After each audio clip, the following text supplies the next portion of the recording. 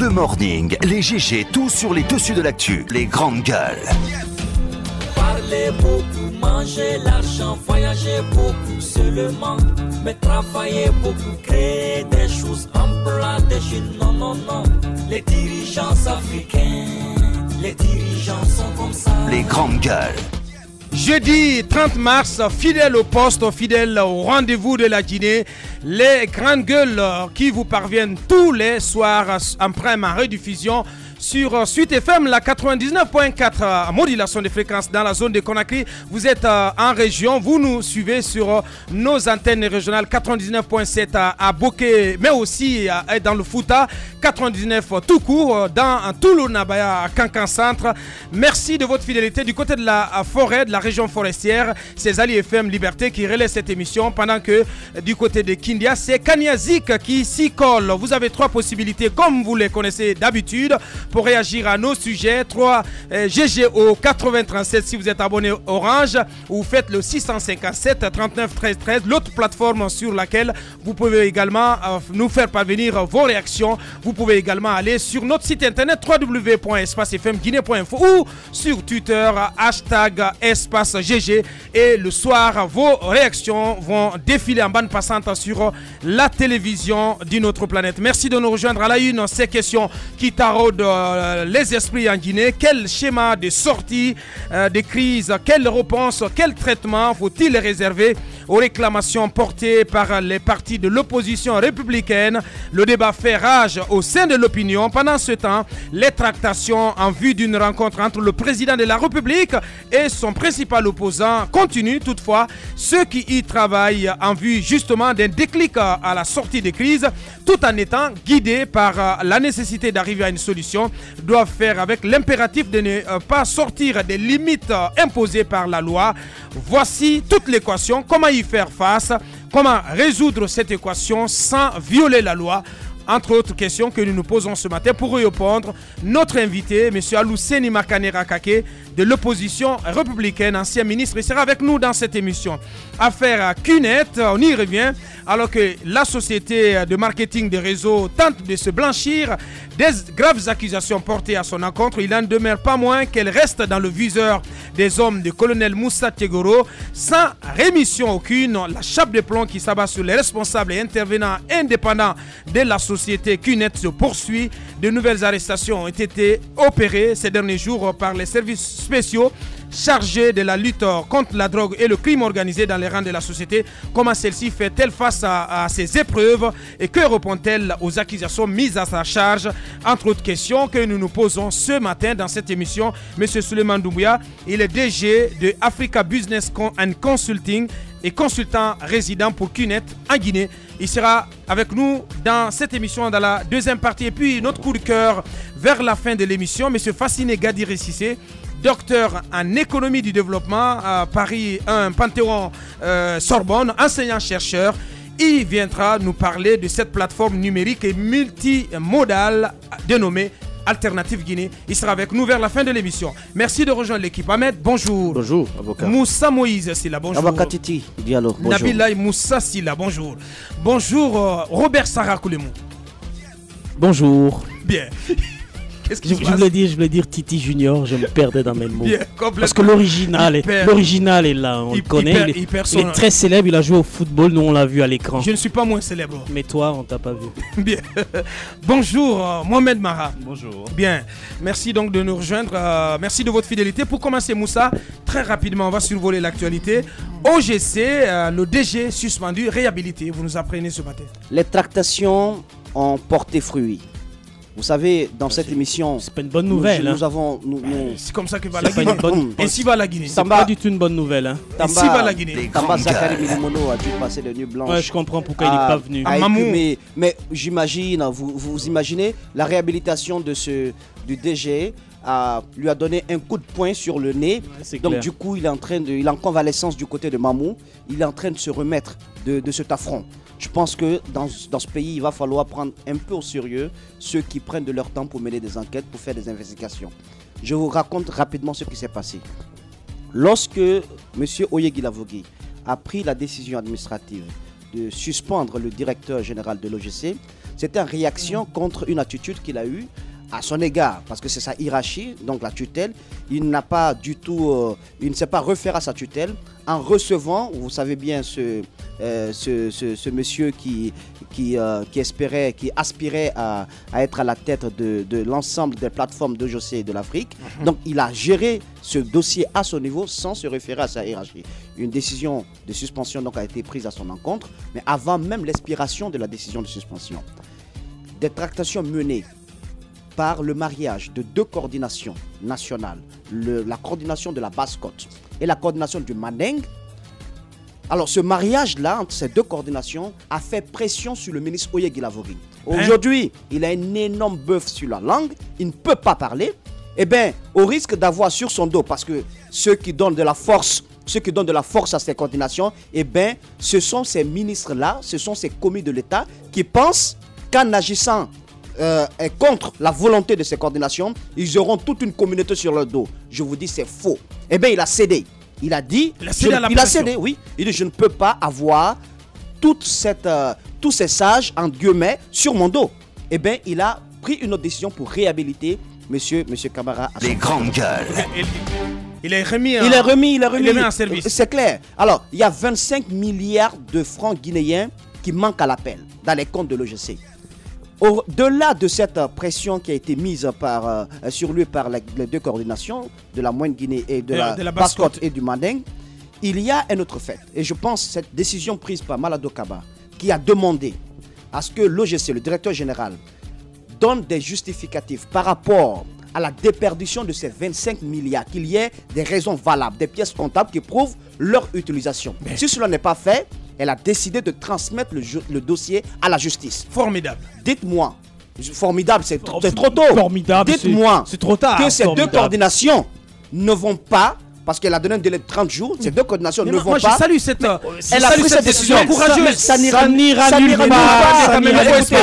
Pourquoi ça n'ira pas? La dame a pris du courage pour prendre une telle décision. La lutte contre la corruption de ce pays, dans la lutte contre la corruption de ce pays, j'ai perdu espoir. Là où les 2 coordinations ont pu faire fléchir le ministre Oye Guilavogui, dites-moi que ces 2 coordinations ne réussiront pas à faire même fléchir le chef de l'État. Ce ne sont pas les coordinations quand même qui gouvernent la Guinée. Mais qu'est-ce que vous en savez? Qu'est-ce que vous en savez? Alors, si ces coordinations... Alors, il faut déposer les armes. Écoutez, je vous donne un exemple. Il faut rendre les armes. Juste un exemple. Dites-moi, par quel moyen financier, par quelles ressources financières ces coordinations fonctionnent à Bakadiano? Je n'en sais rien. Eh bien, elles sont entretenues par les cadres, par les administrateurs, par les ministres. Donc, vous pensez que ce n'est pas une sorte de corruption passive? Si vous donnez de la force à ces coordinations. Écoutez, donc il n'y a pas d'espoir pour que la démarche de Malado aboutisse. À moins des miracles, à moins qu'elle joue son poste de responsabilité, à moins qu'elle décide vaille de poursuivre ce dossier jusqu'au bout. Si elle ne prend pas une telle décision, je pense qu'elle va également fléchir. La sanction administrative levée, la sanction, je ne pense pas qu'une procédure judiciaire pourrait être mise en œuvre en branle, parce que tout simplement, il y a encore une fois cette histoire de coordination. Et j'en suis vraiment désolé. Et dans ce pays, on nous dit au Palais Sécoutoria qu'il n'y a aucune preuve de détournement. Exactement. J'en suis vraiment déçu. C'est grave. Exactement. Cela prouve à suffisance. Cela prouve à suffisance que Monsieur le Président de la République lui-même soutient à outrance la corruption, le vol et le détournement des deniers publics dans notre pays. Parce que je ne peux pas comprendre. D'abord, comment voulez-vous que c'est un sujet dont on a parlé ici, et Ahmed sera d'accord avec moi, puisqu'il a soutenu la thèse qu'aucun ministre ne peut être puissant dans ce gouvernement quand il y a des actes pareils. Je ne peux pas comprendre que M. Oye Guilavogui, même si lui-même il a un passif lourd,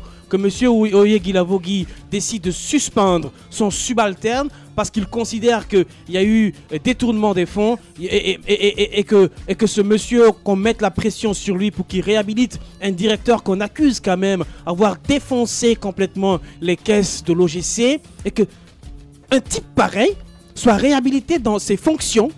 Et toi, tu me dis qu'il y a espoir que Mme Malado Kaba, qui va jouer bientôt son poste contre celui de M. Camara, puisse aboutir à une procédure. À partir du moment où il a été suspendu, à mon avis, dans un pays où la règle est respectée, dans un pays où on lutte contre la corruption, quand un cadre pareil qui est accusé de détournement de fonds est suspendu, alors on maintient sa suspension jusqu'à ce que les enquêtes aboutissent, jusqu'à ce qu'il y ait non-preuve de détournement contre lui. Ce qui n'a pas été fait. Vous ne pouvez pas réhabiliter un détrousseur de fonds publics dans ses postes et après vous faites semblant de demander au ministre de l'économie de lancer des procédures judiciaires contre lui, les mêmes pressions qu'il y a eu sur Oyegi Lavoki pour que Oyegi Lavoki puisse réhabiliter M. Camara.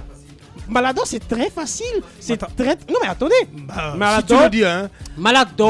Ce que moi j'apprends de la dame, c'est qu'elle est vraiment une dure à cuire. Ouais, mais une dure à cuire. Ouais, bien sûr. Ça dépend de la température. Écoute-moi. Oui. Écoute, ça dépend de la température du feu, comme dit Moussa. Ça dépend de tout le lobby qu'il y a eu derrière M. Camara pour le réhabiliter. Moussa est en train de parler des coordinations.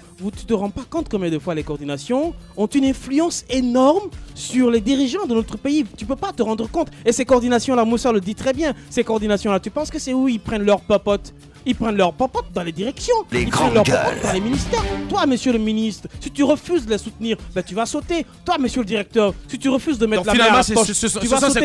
En réalité, c'est eux qui gouvernent la Guinée. C'est ça la vérité. Parce que tout simplement, on est dans un pays où tout est politique. On ne pense pas efficacité. On pense tout politique. On se lève politique, on dort politique. Et à partir de ce moment-là, on donne force aux coordinations. Moi, je suis vraiment désolé. Je suis navré que ça se passe comme ça. Et pour moi, c'est un signe fort que désormais la corruption a de beaux jours devant elle, et que la corruption et le vol de deniers publics est désormais institutionnalisé dans notre pays. Donc, merci. Et donc, pour conclure, je vais dire que notre pays n'ira pas bien.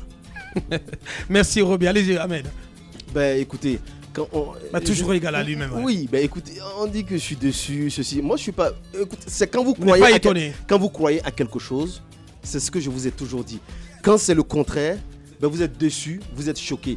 Mais quand vous êtes préparé. Donc c'est la marche normale, c'est la marche normale du pays. Pendant combien d'années Tamba était dans ce studio en train de mener son enquête et bouger le dossier sur la question OGC. Qu'est-ce qui s'est passé aujourd'hui? Mais le résultat c'est quoi? Vous êtes là en train de nous lamenter. Vous parlez des coordinations, pour moi elles sont même comparables aux nébuleuses ou des cartels. Oui, ce sont des cartels. Oui, oui, ben écoutez, il faut dire les noms. Mais quand quelqu'un vole, c'est trop sévère. Quand quelqu'un vole et qu'on lui demande de justifier. Attends, quelqu'un qui vole, on lui demande de justifier. Appelle les Al-Qaïda.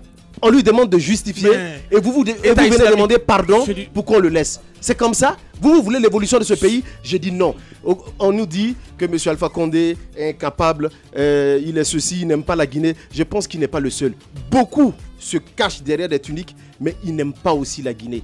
Ils sont méchants, ils n'aiment pas la Guinée. Mais le professeur Alpha Condé, oui, c'est parce qu'il est le président de la République. Mais je pense que nombreux sont les Guinéens aujourd'hui qui ne veulent pas l'évolution de ce pays. Pourquoi aller demander pardon à un ministre dans ce cadre? Et un ministre, vous aussi, pourquoi vous acceptez ce genre de situation? Hier, j'ai appris dans mes enquêtes que le ministre de l'administration aurait même demandé au ministre de la justice de ne pas recevoir les dames de les femmes de l'opposition. C'est très grave. Mais j'ai appris la même information. C'est très grave. Effectivement. Et malheureusement pour Boulema Koné, Sako ne l'a pas suivi. Mais écoutez, parce que c'est un ministre qui sait ce qu'il cherche. Il sait ce qu'il veut. Et il sait pourquoi il est là, donc il a l'obligation d'écouter ces dames. Et c'est ce qu'il a fait. Voilà, s'il doit perdre son poste pour cela, ben je pense qu'il était prêt à le faire. Donc je dis tout simplement que au-delà de l'OGC, il y a beaucoup de dossiers dont on a parlé dans ce studio. C'est le cas de la société navale, c'est le cas de la Naïm. Tant de sociétés dont on a parlé où il y a eu des détournements. Qu'est-ce qui s'est passé? Alors moi je ne suis pas surpris, je ne suis pas choqué. Je dis tout simplement aux populations d'être lucides et d'en tirer toutes les conséquences en 2020. Bien. Très rapidement pour dire ceci. Vous vous souvenez que monsieur Camara, l'ancien et le désormais réhabilité directeur de l'OGC, vous vous souvenez que même les cadres même les cadres de l'OGC l'avaient rendu persona non grata. Ouais. Vous vous souvenez qu'on lui avait interdit accès. C'est un pestiféré. Ouais, absolument. Alors dites-moi, désormais, quel sera le climat de gestion à l'OGC? Quelqu'un qu'on a chassé, mais l'OGC, l'OGC, c'est sa chose. Mais oui, mais justement. C'est sa chose. Il le considère comme tel. Et donc deux choses. Soit on aura un nouveau directeur tout puissant de ses soutiens de la coordination, tout puissant de ses soutiens de certains cadres, de certains hauts responsables tapis au niveau de la présidence, etc. Et donc, il va complètement pailloter l'OGC et désormais aucun cadre de l'OGC n'osera, il ne serait-ce que donner une miette information sur tout ce qui se passe. Et donc, si la caisse a été trouée, désormais la caisse va disparaître. Bien, allez-y, Roby. Et plutôt Mohamed Mara. Il y a longtemps que moi je n'attends plus rien de gouvernement en place. Il y a très longtemps, ce qui fait que, si vous voulez, toutes ces affaires qu'on apprend à longueur de journée, moi je ne suis pas surpris, ça ne m'agace même pas. J'ai juste envie un jour de descendre dans la rue et de dire parfois merde à la République. Parce que République signifie chose publique, dont on confie la gestion à des personnes qui sont élues. Mais lorsque il y a déjà, si vous voulez, de l'obscurité, lorsque les conditions d'élection même de ces personnes-là qui nous représentent sont floues, on ne peut pas en attendre grand chose. Le chef de l'État a été élu en 2010 avec la fameuse formule 3 contre 1. Moi, j'ai toujours dit que le vrai mal de la Guinée, il fallait commencer par dissoudre ces coordinations-là. Vous ne pouvez pas avoir des groupes de retraités qui prennent l'avenir de leurs petits-enfants en otage. La plupart de ces personnalités, je suis désolé, je suis un fils de ce pays, mais je suis obligé de leur dire ce que je pense. La plupart d'entre eux étaient déjà là, sous l'ère coloniale. Ils étaient là, sous Sékou Touré. Ils étaient là, sous Conté. Les mêmes ont dit à Dadis Camara ici, tu es Moïse, tu es prophète. Et aujourd'hui, ce sont les mêmes qui hypothèquent notre quotidien et qui veulent hypothéquer si vous voulez, l'avenir de nos enfants. Les grandes gueules. Ça, c'est quelque chose d'extrêmement grave. Aujourd'hui, les coordinations sont à l'origine et à la base, fondamentalement, de l'ethnocentrisme dans notre pays. Ce sont des raisons, normalement, en tout cas aujourd'hui, qui peuvent nous amener à demander leur dissolution. De l'autre côté, là où j'ai pitié de Dame Malado, pour juger un ministre, pour juger le Premier ministre ou même le Président de la République, il faut la Haute Cour de justice. Non, pas le ministre. La procédure d'accord. devrait être enclenchée contre. D'accord, oui, parce qu'il y a plein de ministres déjà d'ailleurs qui trimballent leur casserole. Mais pourquoi je parle de cela? Le chef de l'État, depuis combien de temps, se refuse systématiquement à mettre en place d'ailleurs cette haute cour de justice. Parce que lui-même, il y a une mise en accusation contre lui à l'Assemblée nationale. Oui, de la part de certains partis politiques et de la part plutôt de certains députés qui veulent qu'il réponde des multiples violations de la Constitution dans le pays. Comment voulez-vous que le chef de l'État lui-même soit le garant de la justice dans le pays? Le monsieur, je vous rappelle qu'un rapport a disparu entre l'Office guinéen des chargeurs, comment on appelle cela, et la présidence. Je vous le rappelle. Mais rien que ça, déjà, normalement, le président aurait dû limoger des gens auraient dû se retrouver en justice. Il ne l'a pas fait. Qu'est-ce que vous attendez de lui? Mais il y a une solution. Et c'est là où je vais interpeller la société civile. Il y a une solution dans ces cas-là. Lorsque l'État ne veut pas prendre ses responsabilités, la société civile doit sortir de ses petits calculs de qui roule pour l'opposition, qui roule pour la mouvance, qui est de telle origine, qui est de telle région. C'est justement dans ces genres d'affaires qu'il faut s'unir et porter plainte. Parce que ce sont des deniers publics. La société civile est fondée pour poursuivre de tels délinquants économiques. On espère que cet appel va tomber. Et en attendant, Abakar, 25 milliards de francs guinéens, ça fait 25 millions d'euros.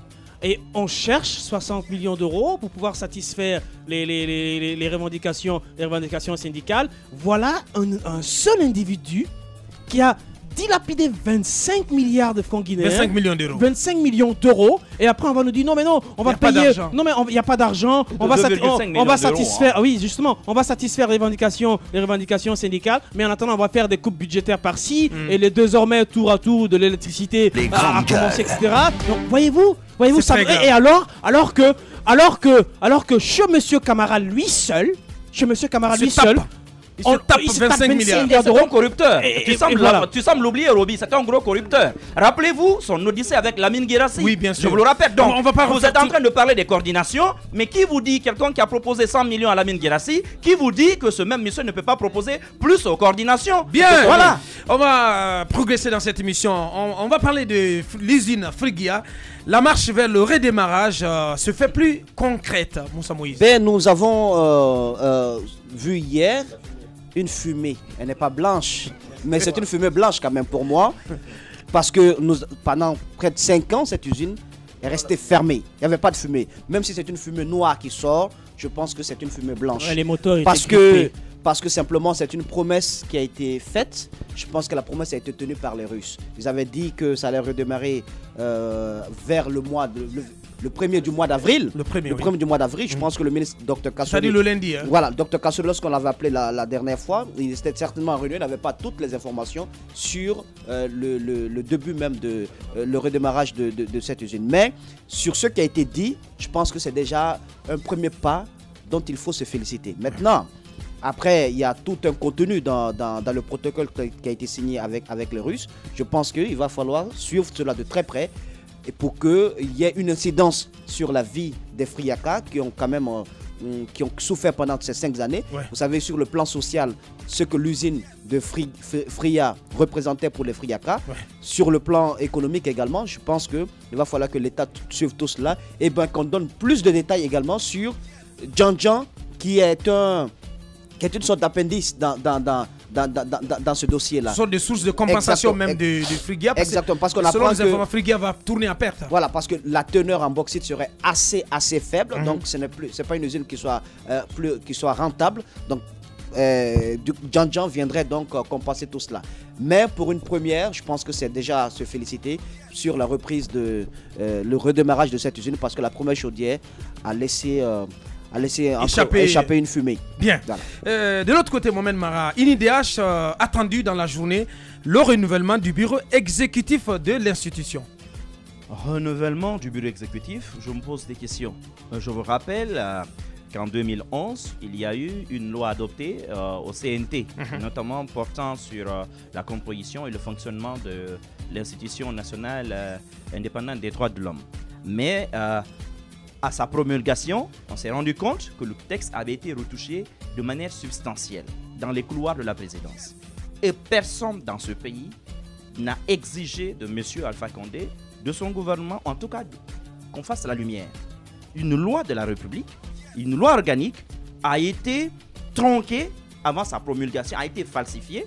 Et il y a des faussaires, donc tapis quelque part dans l'administration. Jamais on n'a connu l'identité de ces faussaires. Le texte a été promulgué. Mais voilà ce qui se passe. Lorsque, hier, moi j'ai appris qu'il y avait donc ce renouvellement qui devait arriver. Mais ce matin, je regarde l'article 10, donc de ce texte qui a été publié, puisqu'il faut maintenant s'en tenir. À l'article 10, il est dit que le bureau si vous voulez, de l'INIDH comprend 5 membres, dont le président, le vice-président chargé de l'administration, un vice-président chargé des relations avec les institutions nationales, un rapporteur général et puis le questeur chargé des finances. Maintenant, il est dit que la durée du mandat, alinéa 2, la durée du mandat d'un membre du bureau exécutif est de 3 ans, renouvelable une seule fois. Renouvelable 2 fois consécutivement ou non. Ça, c'est l'ancienne loi. C'est-à-dire que ça, c'est la première mouture, celle qui a été adoptée par la représentation nationale. Mais voilà le texte maintenant qui a été publié, c'est qu'il dit. Et c'est là où vous allez vous rendre compte qu'on non seulement on viole la loi en mettant en place une loi qu'on pensait nous arranger, mais en fin de compte, même celle-là, on la viole dans notre pays. Maintenant, la disposition en cours actuellement, qu'est-ce qu'elle dit? À l'article 10, alinéa 2 toujours. Le président est élu pour un mandat de 3 ans non renouvelable. Alors que tous les commissaires ont 6 ans. Ça veut dire que ça n'est terminé pour M. Kaba. Hein? Normalement, c'est ce que la loi dit. Ils ont 6 ans. Ça veut dire que par législature, il y aura 2 présidents. Première instabilité déjà que ça peut créer. Ouais. Et ensuite, on dit, et c'est ce qui m'étonne, on dit que le mandat des autres membres du bureau exécutif est de 2 ans renouvelable une fois. Puisqu'ils sont 5, le président, lui, fait 3 ans. Il s'en va, il est remplacé, mais le texte ne dit pas qu'il n'a pas le droit d'être toujours membre de bureau. Mais les autres membres, puisque eux, ils restent, ils peuvent être renouvelés, si vous voulez, une fois, Donc ça veut dire que les autres membres peuvent avoir 4 ans s'ils sont candidats. Mais regardez le problème. Si l'on s'en tient à cette disposition de la loi, ce n'est pas aujourd'hui qu'on doit renouveler le bureau. C'est le président normalement qui devrait être changé aujourd'hui. Ça veut dire qu'on a violé la loi depuis plus d'un an. En toute illégalité, on a laissé des personnes pomper l'argent du pays, utiliser les ressources publiques pour des postes pour lesquels la loi les disqualifie parce que c'est 2 années renouvelables. Or, ce ne sont pas 2 années renouvelables automatiquement. La question qu'on se pose, c'est à quoi joue la présidence de la République? Parce que moi, devant de telles violations flagrantes des textes de loi, je suis sincèrement énervé. Parce que vous ne pouvez pas vous-même tronquer un texte, le falsifier, vous le publiez et en même temps, vous n'êtes même pas capable d'obéir au texte que vous-même vous avez adopté. C'est ce que je ne comprends pas. Donc aujourd'hui, le communiqué venant de la présidence est illégal. Même la plénière qui va avoir lieu aujourd'hui, en réalité, ne repose sur rien. Parce que l'ordre du jour lui-même déjà est tronqué. C'est vrai que pour convoquer, si vous voulez, la plénière, 2 tiers des membres suffisent normalement. Et puisque le président, son mandat a pris fin, on peut comprendre que les 2 tiers demandent une nouvelle plénière. Mais qu'est-ce que la présidence a y faire? Et on apprend plus grave. Et ça, vous allez comprendre pourquoi les gens ils ont changé la loi il y a quelques années. Sur les 32 membres, il y en a 15 qui viennent de l'administration, qui sont nommés par les différents ministres. Et ces 15-là, selon la première mouture de la loi, n'avaient que des voix consultatives. À la présidence de la République, on a dit non, que eux aussi désormais ont des voix délibératives. Donc eux aussi ils peuvent voter. 15 personnes nommées par le gouvernement dans une institution qui doit être indépendante. Les grandes gueules. Imaginez le scandale que ça représente. Et aujourd'hui, c'est une certaine dame qui sort de nulle part, une certaine dame Morgane, proche de ministre, directeur de cabinet à la présidence, on apprend-on, qui aujourd'hui sera en pole position, justement pour pointer son nez et rafler la mise. Oui, c'est ce qu'on apprend, rafler la mise donc à la présidence de l'INIDH. On est mal barré dans ce pays parce que c'était la seule institution, en fin de compte, qui n'était pas encore totalement caporalisée, où on entendait au moins un président qui était capable de pourfendre, si vous voulez, les prévarications, de pourfendre la malgouvernance à notre pays. Mais aujourd'hui, ça va être là ou là. Malheureusement, les acteurs politiques, personne ne lève le petit doigt. La société civile, personne ne dénonce ce qui est en train de se passer. Encore une fois, comme le disait le général américain MacArthur, la défaite se résume toujours en 2 mots. Trop tard. Ça en est terminé pratiquement pour cette institution, l'INIDH. On va donc suivre dans la journée ce processus de renouvellement qui est convoqué par la présidence de la République. Microfinance, Moussa Moïse, on en vient à cette autre enquête. Microfinance, cette question ce matin, que reste-t-il de l'ANAMIF? Ça va être développé la semaine à venir avec le dossier pêche que j'avais annoncé également. Mais il ne faudrait pas nous prendre pour des gens qui soient amnésiques. Nous ne sommes pas amnésiques. Pour des canards sauvages. Exactement. On n'oublie pas. Monsieur le Président, vous avez pris un décret dès 2011-309, PRG-SGG, du 21 décembre 2011 pour créer et placer sous la gestion de l'Agence nationale de microfinance, en abrégé ANAMIF, un fonds de microcrédit en faveur des femmes et des jeunes. Rappelez-vous, ça a été dit un peu partout, ça a été une vraie publicité, un vrai matraquage publicitaire. Alors, la dotation s'élevait donc à 130 milliards de francs guinéens. Pour son fonctionnement, l'ANAMIF a bénéficié de ressources pour un montant total de 4 milliards 14 473 000 francs guinéens. Les grandes gueules. 474 473 000 francs guinéens, j'espère que Kaokore m'écoute, venant de l'État, et de 540 millions. Au Maroc, oui, je sais. Pas le déranger. Non, quand même. Bien. De 500. Je pense que ça peut être un bon prétexte pour expliquer le fait qu'il n'ait pas pu lire le montant au palais. C'est problème Dieu. Oui, exactement. Je pense qu'il peut mettre ça en avant. Bien. Il a plus de sorties qu'Eli Kamano. Alors, 540 milliards donc de. C'est l'expert des chiffres. 540 milliards venant donc 540 millions plutôt venant des bailleurs de fonds. Alors, sur cet argent, rappelez-vous, c'était de l'argent avec un donné aux femmes parce qu'il avait voulu vraiment créer une sorte d'autonomisation des femmes. C'était un bel élan, c'était une bonne initiative. Mais qu'est-ce qui s'est passé dans la gestion de ces fonds? Je vous donne juste a été mise en coupe réglée. Exactement, je vous donne juste un petit exemple. La semaine prochaine, on va développer sur les prêts, l'état des remboursements des groupements, parce que l'ANAMIF pouvait donner directement aux groupements, comme l'agence pouvait donner aussi aux institutions de microfinance. Je vous prends l'état des groupements. Je vous cite quelques noms. Batomba Avaria, Landjifan, Sabari Kinifi, femme en marché, marieuse. Au fait, vous aurez pu créer même pour vous.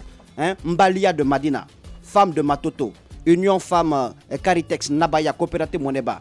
Eh bien, écoutez, pour tous les prêts qui ont été accordés à ces coopératives, dit-on, ça s'élève à 9 milliards 101 205 000 francs guinéens. Les grandes gueules. Vous savez, en termes de fréquence de remboursement, combien de ces montants ont été remboursés? Non, dites-nous tout. Au 31 mai 2017, ils ont remboursé 888 743 741. Soit combien de pourcents? Vous avez 8 milliards 212 461 256 000. Ça veut dire qu'on n'a pas 10% de taux de recouvrement. Qui manque à l'appel. Ça, c'est juste un petit pan de ce qui a été accordé au groupement. Mais on dit dans ce pays qu'il n'y a pas de preuve de détournement. La dame qui était à la tête de cette institution, rapidement, Madame Marley, Bala. elle a fait ses armes du côté de la Guinée équatoriale. Quelques biens, quelques entreprises et tout cela. Donc, elle était venue dans le but de redresser l'ANAMI, de gérer vraiment en faveur des femmes cette institution de microfinance, cette agence. Mais il s'est passé des choses assez terribles, des choses assez monstrueuses. Nous donnerons les détails plus tard parce que cette dame est de retour. Donc, c'est le bon moment, puisque c'est elle qui a été à la tête de cette agence. Elle est venue. Vous pensez qu'elle est blanche comme neige? Je ne veux pas aller. Attention, Moussa. Je ne vais pas. Attention. Non, Moussa. je ne l'ai pas dit. Je ne l'ai pas dit. Je suis en train de vous donner une certaine opportunité. Oui. Je vous dis qu'elle a géré l'agence. Oui. Quand ça n'a pas marché, elle a fait l'état des lieux. Elle a claqué la porte. Elle est partie. Maintenant qu'elle est de retour. C'était sous la tutelle du ministre Kiridi Bangoura. Bien sûr. Maintenant qu'elle est de retour. Oui, c'est le bon moment. Directeur général. C'est le bon moment de sortir ces dossiers. Et la semaine prochaine, nous allons donner des détails sur ce qui a été grand mené. déballage donc à suivre sur ce dossier en AMIF la semaine prochaine dans cette émission. Pour en terminer, Moussa, on va parler de Kerouané où il y a eu affrontement ces derniers jours du côté de Tinsinkoro à l'origine de ces affrontements, un découpage administratif, Moussa Moïse. Il y a encore un arrêté qui a été pris par monsieur le ministre, je pense, monsieur le ministre Bourema Condé, le général Bourema Condé, pour, je pense, procéder à un découpage administratif. Il y a dans la localité de Kerouané, dans la préfecture de Kerouané, la sous-préfecture de Banankoro, les districts de Ouaradou, Kondero, Tenkiso, Fodesiaya ont été donc retouchés. Mais ce qui cause problème, c'est au niveau de Tenkiso. Vous savez, souvent... Tinsinkoro. Tinsinkoro, voilà. Bien. C'est bien écrit parce que vous, c'est vraiment votre zone. Non, alors, mais de là-bas aussi, votre maman est de là-bas. Ben, écoutez, on va pas rentrer dans les détails. Tu es censé mieux connaître là-bas que moi. On avance. Bien. Alors, à Tinsinkoro, vous savez, souvent nos parents à l'intérieur du pays, les sages avant, lorsqu'ils sont dans une zone d'habitation, ils ont la zone d'habitation, mais ils ont également la zone pour les plantations, pour leur paillage, mais également pour les sacrifices, pour tout ce qui est donc procédures rituelles et autres. Donc, les habitants de Tinsinkoro avec Benko comme lieu pour leur paillage, pour tout ce qui concerne donc ces sacrifices-là. Pour aussi l'agriculture. Exactement. Donc, ils ont cédé cet endroit à un moment donné à une société du nom de Aéredor parce que leur paillage qui était fait, il n'y avait pas trop d'incidence économique sur la zone. Donc, ils ont cédé à l'Aéredor pour que ça puisse être plus modernisé, afin qu'il y ait des ristournes en faveur de la communauté. Exactement. Donc, ça s'est passé ainsi. Alors, il se trouve que avec ce découpage administratif, ils n'ont pas pris le temps d'échanger avec les habitants de Tinsinkoro qui se sont vus mis complètement à l'écart. La procédure Tinsinkoro, ça a été mal écrit sur cette feuille, Roby. Ouais. Alors, donc, la procédure a été faite sans eux. Eh bien, ils ont érigé, parce que j'ai appris que le préfet de Kerouané, de Kerouané a pris les gendarmes et les policiers pour installer vaille que vaille, donc le bureau du district de Benko, mais sans avoir pris le temps d'échanger avec les sages. Parce que la zone Benko appartient à Tinsinkoro, qui a cédé cela momentanément à Aéredor pour le travail. Et donc, ils auraient voulu au moins être associés pour qu'ils puissent comprendre que ce sont leurs terres, il s'agit quand même de leurs terres. Ouais. Alors, ça n'a pas été fait. Ça a créé des affrontements entre les habitants de Benko et de Tinsinkoro. Là, à l'heure où je vous parle, on parle de près de 70 blessés. Effectivement. Nous avons les images ici, avec les coupes-coupes, là où les gens se sont affrontés. Ouais. Je pense que c'est assez grave. Les images sont très insoutenables. Et au-delà de ça, les localités même qui vont faire partie maintenant du district de Benko, à savoir Fassoya, Sulukudu, Damaya, certaines de ces localités ne se reconnaissent pas dans ce découpage administratif. C'est comme si vous étiez plus proche de Kankan. Par le découpage administratif, on vous ramène du côté de Sigiri, par exemple. Donc, ils ne comprennent pas. Alors, moi, j'estime, au moment où tout cela a été fait, c'était pendant les élections. On parlait de découpage électoral.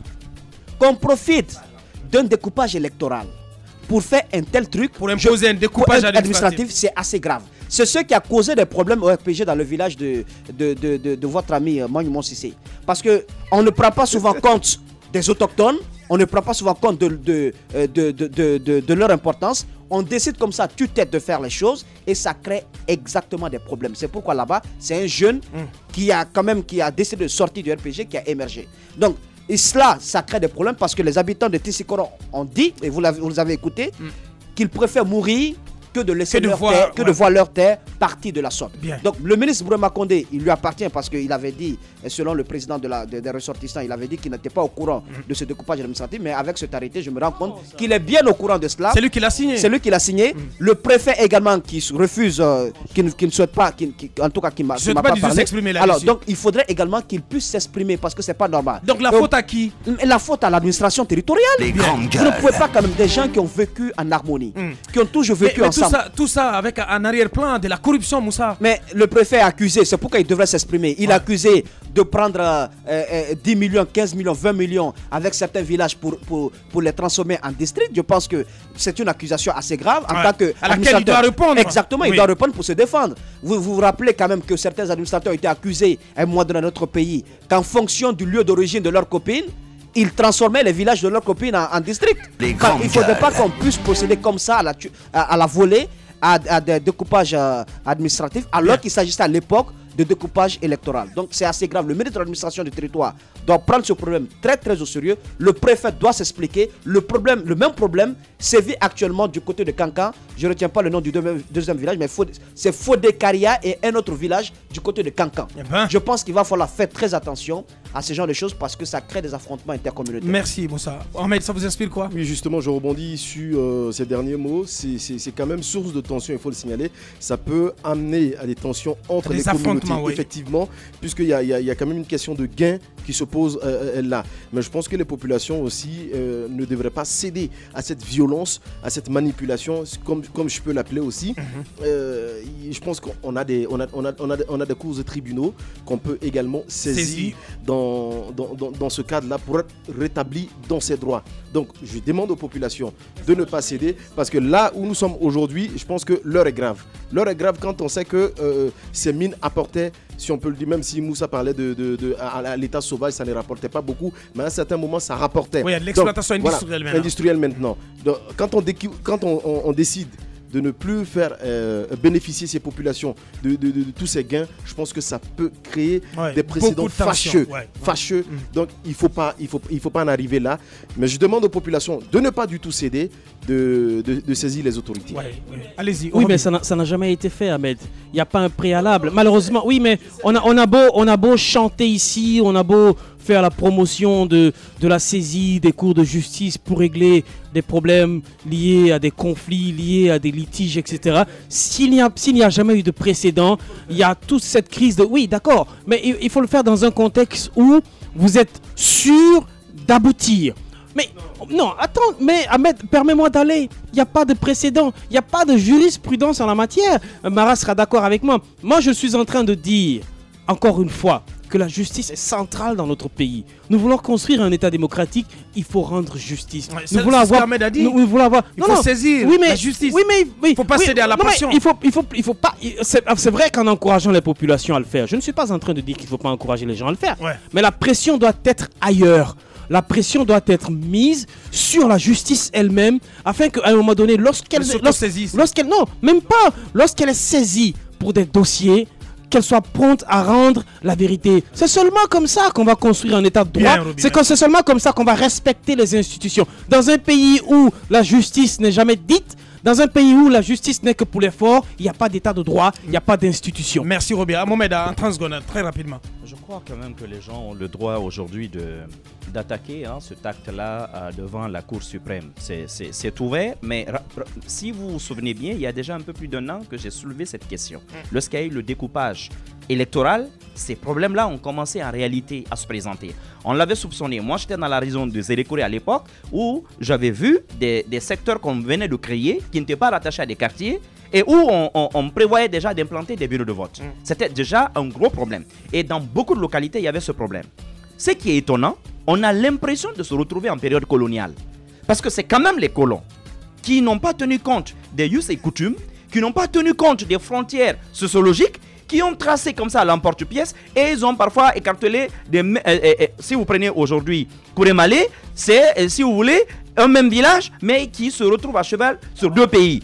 Si c'était il y a 120 ans, il y a un siècle, il y a deux siècles qu'on a fait cela, et qu'aujourd'hui nos administrateurs sont capables de telles bévues, on a un problème. Mais ce qui me fait penser que cette histoire de Banankoro, notamment dans Kirwani, est probablement bien pensée, c'est que personne ne connaît cette zone mieux que Bourema Condé. Ouais. Attention, il a été sous-préfet, il a été le seigneur des seigneurs de Banankoro pendant longtemps. Il maîtrise parfaitement bien la cartographie de Banankoro. De l'autre côté, je vous rappelle en 2015, ce qui s'est passé, je ne veux pas revenir sur ces violences-là pour ne pas encore raviver les tensions, mais rappelez-vous que c'est une zone où vous avez des cadres, notamment de Kissidougou, qui ont des c'est leur champ pratiquement, c'est leur arrière-cour. Donc, qu'on me dise qu'il y a de telles anomalies là-bas, c'est forcément que cela obéit à des calculs. Et moi, je vais attirer l'attention du chef de l'État sur le fait que des cadres risquent de créer des troubles entre des populations qui ont toujours vécu en bonne intelligence depuis des siècles. Bien. Il faut faire très attention à cette histoire. Très attention. Vous nous regardez à la télévision à Banankoro, à Gbenko, ou encore, je ne sais, à Vodessia, à Tissikoro, effectivement. Merci de votre fidélité. La suite.